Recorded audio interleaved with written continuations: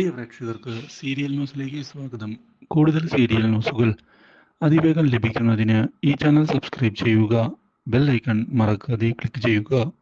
Video ഇഷ്ടമായി എങ്കിൽ like ചെയ്യാൻ മറക്കരുത്. വരുണിന്റെ കൂടെ ഓഫീസിലേക്ക് പോകാൻ ഒരുങ്ങുകയായിരുന്ന കൺമണിയെ കണ്ടതിനെ തുടർന്ന് കൃപ ഒരുമിച്ച് പോകാമെന്ന് പറയുകയും കാറിലേക്ക് കയറാൻ ആവശ്യപ്പെടുകയും ചെയ്യുന്നു. ഇത് അപ്രതീക്ഷിതമായ തിരിച്ചടിയാവുകയാണ്. വരുണിന്റെയും അതുപോലെ തന്നെ കൺമണിയുടെയും പ്രതീക്ഷകൾക്ക്. ഇതേ തുടർന്ന് ഒടുവിൽ കാറിലേക്ക് കയറുമ്പോഴാണ് ഡ്രൈവിംഗ് സീറ്റിൽ ക്രിഷ് ഉണ്ടായിരുന്നത്. ഇതോടെ കൺമണി ഒരു നിമിഷത്തേക്ക് ഞെട്ടിപ്പോകുന്നു. എന്നാൽ ഇതേ സമയം ഈ കാഴ്ച കാണുന്ന വരുണിനാകട്ടെ തീരെ ഇഷ്ടമാകുന്നില്ല. തൻ്റെ ഭാര്യയാകാൻ പോകുന്ന പെൺകുട്ടിയെ ഇങ്ങനെ വിളിച്ചുകൊണ്ടു പോകുന്നത് ശരിയല്ല എന്നാണ് വരുൺ മനസ്സിലാക്കുന്നത്. മാത്രവുമല്ല, ഇപ്പോൾ അവൾ പോയി ഇരിക്കുന്നത് ആ കൃഷിന്റെ കൂടെയും അയാളെയും തനിക്ക് എന്തോ ഇഷ്ടമാകുന്നില്ല എന്നുള്ള യാഥാർത്ഥ്യം വരുൺ മനസ്സിലാക്കുകയാണ്. ഇതേ തുടർന്ന് ഇതിനെപ്പറ്റി സംസാരിക്കണം എന്നുള്ള തീരുമാനം എടുത്തുകൊണ്ട് മുന്നിലേക്ക് പോവുകയാണ് വരുൺ. നല്ലൊരു അവസരം കിട്ടുമ്പോൾ ഇതേപ്പറ്റി സംസാരിക്കാനും വരുൺ ഇതേ തുടർന്ന് തയ്യാറാവുകയാണ്. എന്നാൽ ഇതിനിടയിൽ ഓഫീസിലേക്ക് പുറപ്പെടുമ്പോൾ കൃപയോട് എന്തിനാണ് കൺമണിയെ വിളിച്ച് വണ്ടിയിൽ കയറ്റുന്നത് എന്നും അവർ ഒരുമിച്ച് പോകില്ലേ എന്നും ക്രിഷ് വ്യക്തമാക്കുകയും കൃപയ്ക്ക് തിരിച്ചടികൾ കൊടുക്കുകയും ചെയ്തുകൊണ്ട് മുന്നിലേക്ക് പോകുന്നു. എന്നാൽ ഓഫീസിലും കൃഷിന്റെ പിന്നാലെ എത്തുകയാണ് നിഷി. നിഷി തന്നെ അത്ര എളുപ്പം പിടിവിടില്ല എന്നുള്ള കാര്യം മനസ്സിലാക്കുന്ന കൃഷ് ആകെ ഞെട്ടിപ്പോകുന്നു. ഇനി എന്താണ് താൻ ചെയ്യുക എന്നുള്ള ചോദ്യമാണ് മുന്നിൽ ബാക്കിയാകുന്നത്.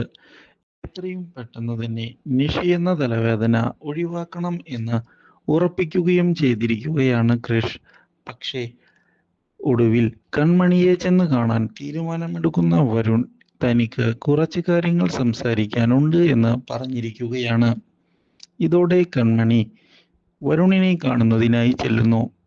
വരുൺ വളരെ സീരിയസ് ആയി മുന്നിലേക്ക് വരികയും ഞാൻ ഈ കാര്യത്തെപ്പറ്റി വളരെയധികം ചിന്തിച്ചു എന്നും പക്ഷേ തനിക്കൊരു ഉത്തരം ലഭിക്കാത്തതിനെ തുടർന്നാണ് ഇപ്പോൾ കാര്യങ്ങളെല്ലാം തുറന്നു പറയുന്നതിന് തയ്യാറായിക്കൊണ്ട് മുന്നിലേക്ക് വരുന്നത് എന്ന് അറിയിക്കുകയും ചെയ്യുന്നു. എന്താണ് വരുണിന് പറയാനുള്ളത് എനിക്ക് മനസ്സിലായില്ലല്ലോ എന്ന് കൺമണി പറയുന്നു. ഇതോടെ വരുൺ എനിക്ക് എന്തോ ആ കൃഷിനെ അങ്ങോട്ട് ഇഷ്ടമാകുന്നില്ല. മാത്രവുമല്ല കൃഷും കൺമണിയും എപ്പോഴും ഒരുമിച്ചാണല്ലോ, അത് എന്തുകൊണ്ടാണ് എന്ന് ചോദിക്കുകയും ചെയ്തതിനെ തുടർന്ന് അത് വരുണിന്റെ വെറും തെറ്റിദ്ധാരണയാണ് എന്ന് വ്യക്തമാക്കുന്ന കൺമണി ഞങ്ങൾ ഒരിക്കലും ഒന്നിച്ചല്ല എന്ന് പറയുകയും ചെയ്യുന്നു. അയാൾ ഓഫീസിലെ മുതലാളിയാണ്. അതിൻ്റെതായ അഹങ്കാരം അയാൾക്കുണ്ട്. എനിക്കാണെങ്കിൽ അയാളുടെ കൂടെ ജോലി ചെയ്യുന്നത് പോലും ഇഷ്ടമുള്ള കാര്യമല്ല. പിന്നെ മറ്റു വഴികൾ ഒന്നുമില്ലാത്തത് കൊണ്ട് മാത്രമാണ് അവിടേക്ക് അയാളുടെ കൂടെ പോകുന്നത് എന്ന് അറിയിക്കുകയും ചെയ്യുന്നു. ഇതോടെ അങ്ങനെയാണ് എങ്കിൽ ഞാൻ വേറൊരു ജോലി ശരിയാക്കി തരട്ടെ എന്ന് കൺമണിയോട് ചോദിക്കുകയാണ് വരുൺ. ഇത് കേൾക്കുന്ന കൺമണി അതെന്താ വരുണെ അങ്ങനെ പറഞ്ഞേ? ആക്ച്വലി അവിടെ എനിക്ക് ഒരുപാട് ഫ്രണ്ട്സൊക്കെ ഉണ്ട്, മാനസയും കൂട്ടരും, അതുപോലെ തന്നെ കൃപയുടെ അമ്മയായ സുജി, സാഗർ സാർ, ഇവരൊക്കെയായി ഞാൻ നല്ല കൂട്ടാണ്. പെട്ടെന്ന് ഞാൻ അവർ നൽകിയ ജോലി ഉപേക്ഷിച്ചുകൊണ്ട് പോവുകയാണ് എന്ന് പറയുകയാണ് എങ്കിൽ അവർക്ക് വളരെ വിഷമമുണ്ടാകാൻ സാധ്യതയുണ്ട്. മാത്രവുമല്ല ഞാൻ വിവാഹം കഴിഞ്ഞിട്ടും ജോലിക്ക് വരണം എന്നാണ് സാഗർ സാർ എന്നോട് പറഞ്ഞത്.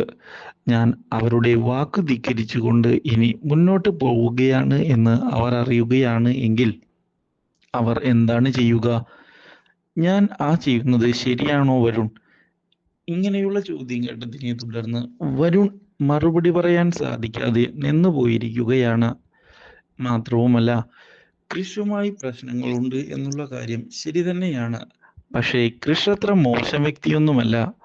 അയാൾക്ക് അയാളുടേതായ സ്വാർത്ഥ താല്പര്യങ്ങളുണ്ട്. അത് നേടിയെടുക്കണം എന്ന ചിന്ത മാത്രമാണ് അയാളുടെ മുൻപിലുള്ളത്. അതുകൊണ്ടാണ് അയാൾ അങ്ങനെയൊക്കെ പ്രയത്നിക്കുന്നത്.